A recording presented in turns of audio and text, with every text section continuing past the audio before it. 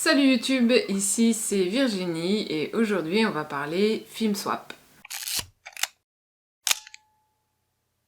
Alors, petite explication rapide pour les gens qui ne connaissent pas. Le film swap, c'est une technique, un procédé pour faire de la double exposition mais en mode Kinder Surprise. Donc, en 6 étapes, suivez bien parce que ça va pas être très compliqué. Petit 1, mets une pellicule dans ton appareil et dessine l'emplacement de la première photo au marqueur. Petit 2, prends toutes tes photos en les sous-exposant à -1 diaph. Du coup, il suffit de les shooter à +1 stop. Petit 3, sors la pellicule et envoie-la à la personne de ton choix. Alors attention, pour pouvoir passer à l'étape 4, il faut soit ne pas avoir embobiné la pellicule complètement, soit ressortir l'amorce de la bobine. Petit 4, la personne de ton choix reçoit la pellicule et la met dans son appareil, en faisant correspondre l'emplacement de la première photo grâce à ton marquage. Petit 5, il ou elle prend toutes ses photos en les sous-exposant d'1 diaph également. Et petit 6, il ou elle sort la pellicule et l'envoie au labo. Et paf, ça fait des chocs à pic. Dans mon cas, la personne de mon choix, enfin c'était plutôt moi la personne de son choix, c'est Thomas Serrault. Vous le connaissez peut-être déjà sur Instagram sous le pseudo th.srt. Donc pour la petite histoire, suite à ma vidéo Raconter des histoires, c'était le seul à avoir répondu à ma proposition en m'envoyant une histoire inspirée d'une de mes photos.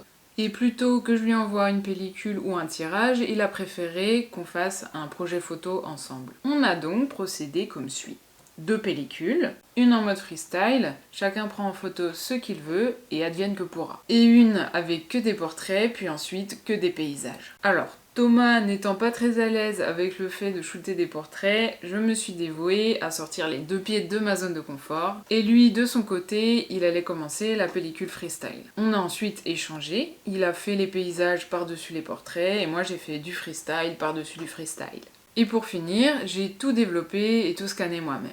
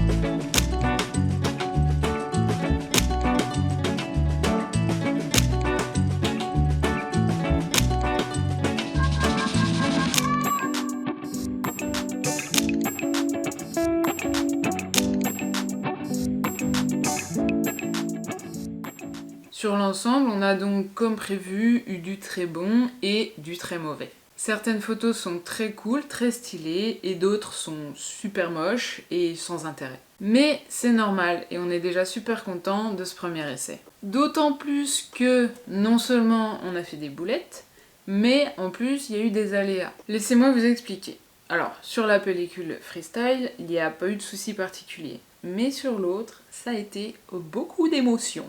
Pour commencer, je me suis plantée. Pour une pellicule à 200 ISO, j'ai shooté à 100 ISO, alors que j'aurais dû la shooter à 400 ISO. J'ai donc surexposé tous les portraits au lieu de les sous-exposer. Et je m'en suis rendu compte seulement après. Ah, et aussi, j'ai shooté avec mon Canon AE1 programme. C'est un détail, mais il a son importance, vous verrez après pourquoi. Ensuite, par-dessus, Thomas a shooté tous les paysages à 400 ISO et il m'a renvoyé la pellicule pour que je la développe. Entre-temps, pour une autre vidéo, j'ai de nouveau utilisé mon Canon AE1 programme. Et si vous avez vu cette vidéo en question, vous savez. Vous le savez, que le rideau de cet appareil ne s'ouvre plus et qui m'a rendu une pellicule transparente. Je me suis donc retrouvée avec entre les mains une pellicule à développer sans savoir si elle avait été surexposée ou juste sous-exposée, puisque j'avais aucun moyen de savoir si mon appareil avait fonctionné ou pas. Schrödinger, vous avez dit ? Un peu, oui. Thomas a donc prié les dieux de l'argentique et je me suis lancée de mon côté dans un stand développement d'1h15, histoire de couper un peu la poire en deux et de limiter les dégâts avec un procédé plus doux que le développement classique. Au final, on est donc sur un ratio de environ 3/4 de la pellicule qui a été double exposée et seulement un quart où mon appareil n'a pas fonctionné. Les dieux de l'argentique ont été cléments. Ah, et une fois développé aussi, on s'est rendu compte que les photos de Thomas ne s'étaient pas bien calées sur les miennes. Elles sont donc toutes à cheval, ce qui fait 2 bouts de paysage différents sur un seul portrait, à chaque photo.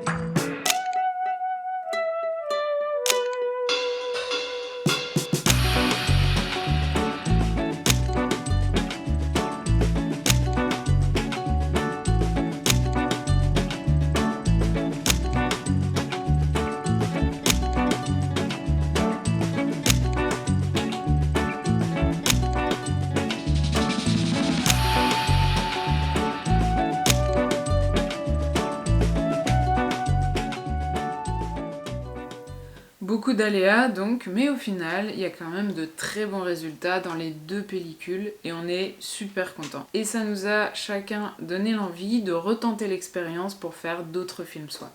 D'ailleurs, n'hésitez pas à me faire part de vos propres expériences de film swap en commentaire. Est-ce que vous en avez déjà fait? Si oui, est-ce que ça vous a plu? Sinon, est-ce que ça vous donne envie de tester peut-être? De mon côté, je remercie Thomas pour ce projet en commun. Et c'est ça aussi ce qui est chouette dans l'argentique, c'est que grâce aux réseaux sociaux et à la communauté, on a beau être très loin géographiquement, on peut quand même trouver des projets et travailler ensemble. En tout cas, merci d'avoir regardé la vidéo jusqu'au bout. Si ça vous a plu, n'hésitez pas à mettre un pouce, partagez, commentez, abonnez-vous. Si vous voulez me soutenir encore un peu plus, n'hésitez pas aussi à aller faire un tour sur ma page Tipeee. Et en attendant, moi je vous dis à bientôt. Bye!